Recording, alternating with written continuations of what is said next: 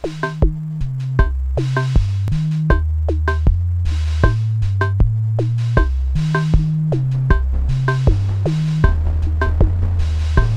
saya Evan. Saya Atina, kita dari Recycle Experience atau yang biasa disebut Re-Apps. Nah, Re-Apps sendiri adalah sebuah kegiatan berkesenian dari Evan dan saya. Di sini tuh kita menata ulang berbagai macam benda-benda temuan atau kita sebut found object menjadi bentuk patung.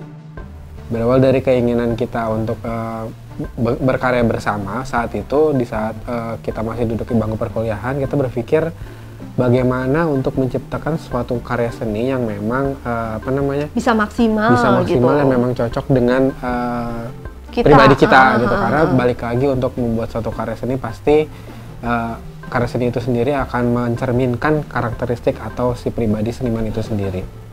Dan di saat itu karena banyak keterbatasan selain biaya dan dan berbagai hal lainnya yang... karena kan di saat itu tuh kalau mau bikin karya modalnya harus ada dan harus peralatan harus mumpuni dan lain-lain. Karena waktu itu kita inginnya maksimal, gitu. Maksudnya maksimal dalam konteks waktu kita masih kuliah gitu ya. Sementara kondisi yang ada saat itu kurang memadai.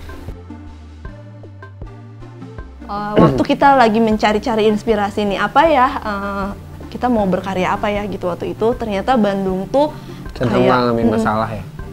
Di saat itu Kota Bandung tidak memiliki tempat pembuangan sampah akhir dikarenakan tempat pembuangan sampah saat itu ada bermasalah dan ditutup.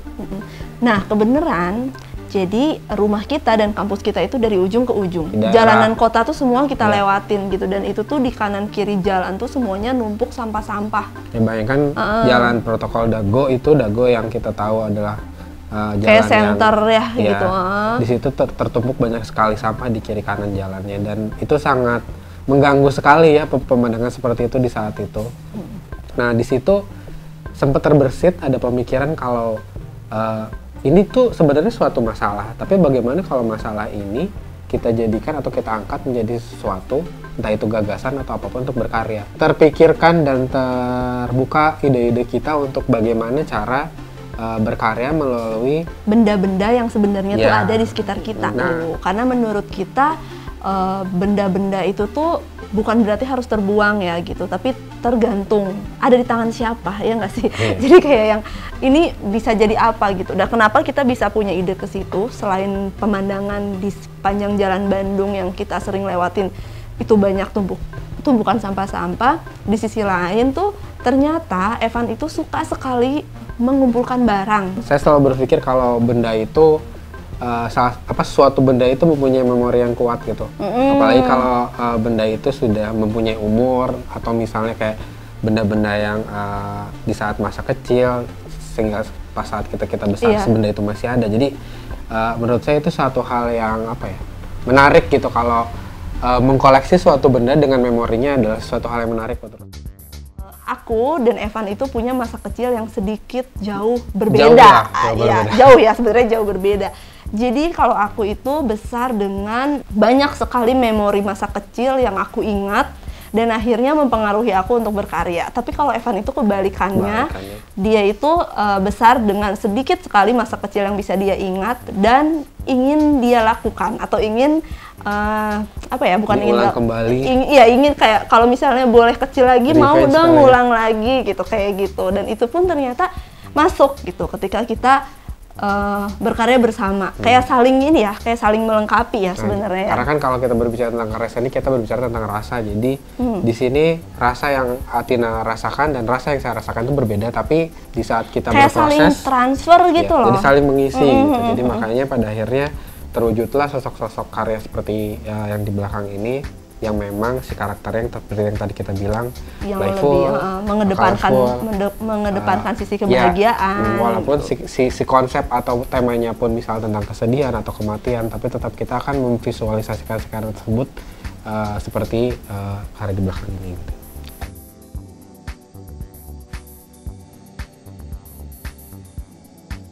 Ketika pertama kali memutuskan untuk berkarya bersama nih, selain kita mulai tahu oh ternyata aku dan Evan tuh sama-sama suka mengoleksi mainan gitu. Ternyata kita juga suka banget sama ini kayak pop culture yang kayak gambar-gambar 2 dimensi tapi dia punya warna-warna yang bright. Selalu tertarik dengan warna-warna yang mencolok, yang kayak norak lah gitu. Norak ya kalau orang lain bilang ya. Jadi yang mencerminkan, ya itu tadi yang aku bilang sisi kebahagiaan itu menurut kita ya kan, ya kayak gitu yang sih. akhirnya jadi terbentuk jadi sebuah karakter secara nggak langsung gitu, secara nggak langsung jadi sebuah karakter.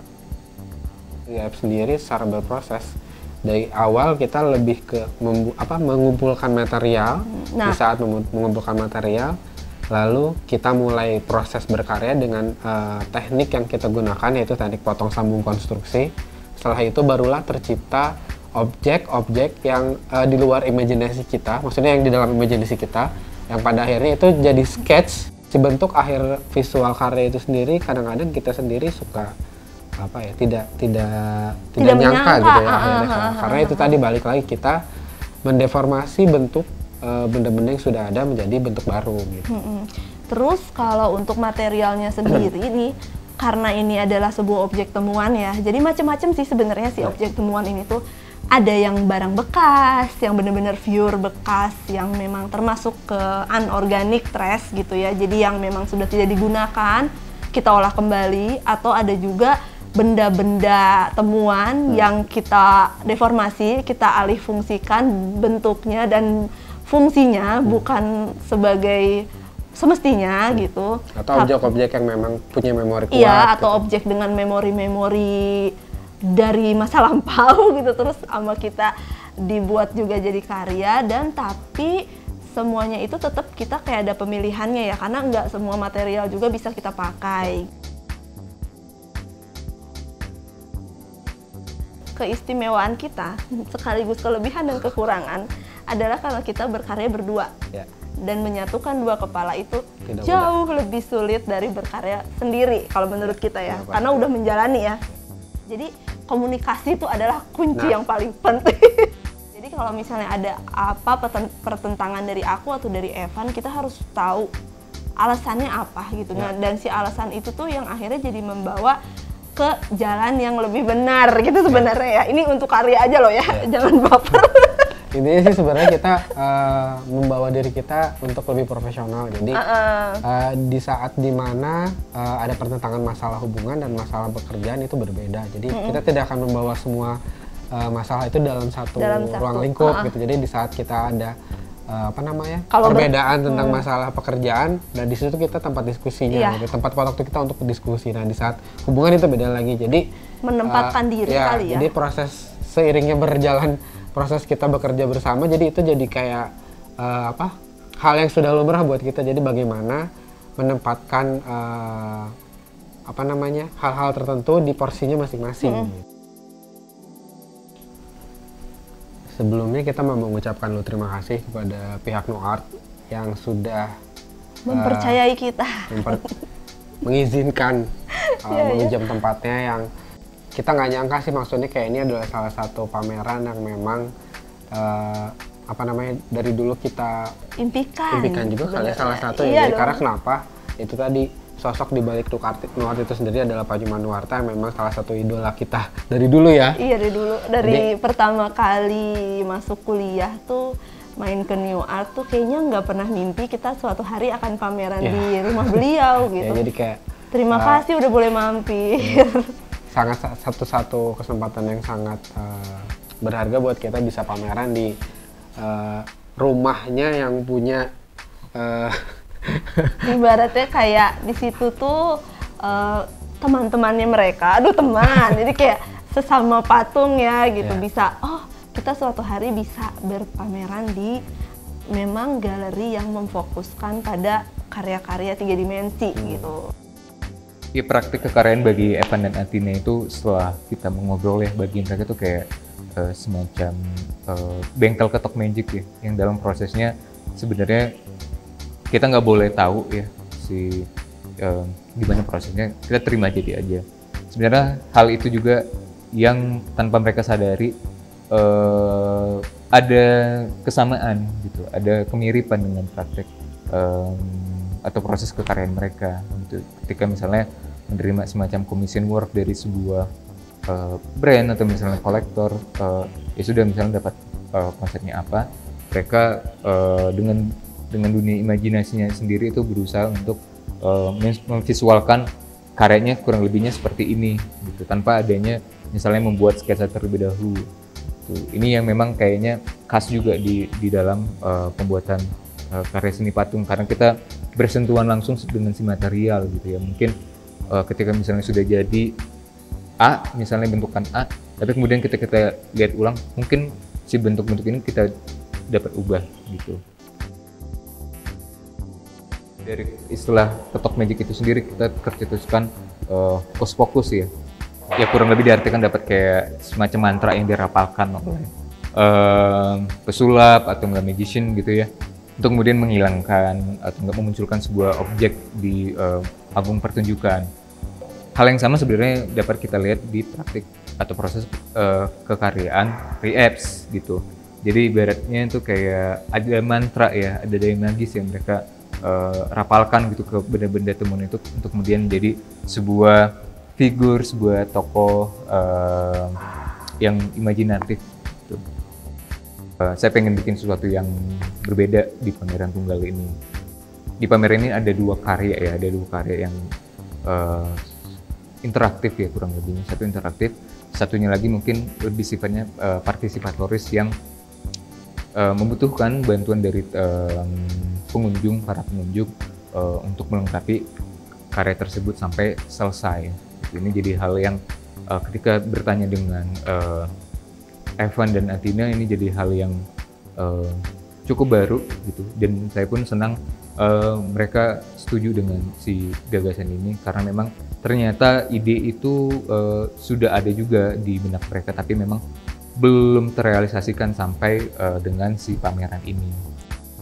Pameran Hokus Pokus ini memang masuk ke dalam satu kesatuan event atau program yang kita sebut Family Artman. Family Artman ini ya sebuah inisiasi program dari NUART untuk mempertemukan atau enggak membuka ruang bagi keluarga dan anak untuk mengapresiasi karya seni maupun berkegiatan kesenian. Karya-karya yang dipamerkan pada pameran Hokus Pokus kali ini saya kira dapat memantik kesadaran ya, atau upaya kita dalam melihat apa yang sebenarnya sudah terjadi di masa lalu dan apa sekiranya yang akan kita hadapi ke depannya gitu ya. Tentu persoalan-persoalan sampah limbah yang memang belakangan ini kita lihat ya, itu salah satu bukti nyatanya. Cuman kan di satu sisi ada upaya kreatif yang bisa dilakukan, salah satunya ya dengan berkegiatan kesenian ya. Salah satu contoh paling nyatanya adalah re-apps itu sendiri gitu.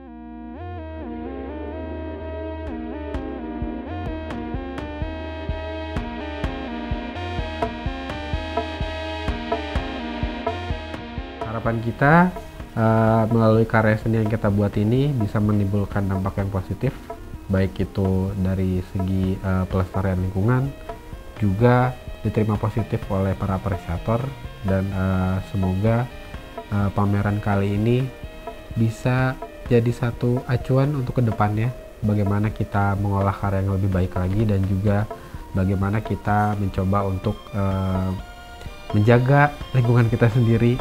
Dan juga ini ya, kayak menyaksikan atau misalnya kita melihat sekeliling dan bisa menjadi inspirasi lagi untuk kita di kemudian hari. Ya. Saya pikir karya-karya di pameran ini dapat memantik daya imajinasi para apresiator seni dalam membuat sebuah karya atau enggak mengamati hal-hal yang ada di sekitarnya, dan juga membangkitkan kesadaran terhadap merawat dan melestarikan lingkungan di sekitar.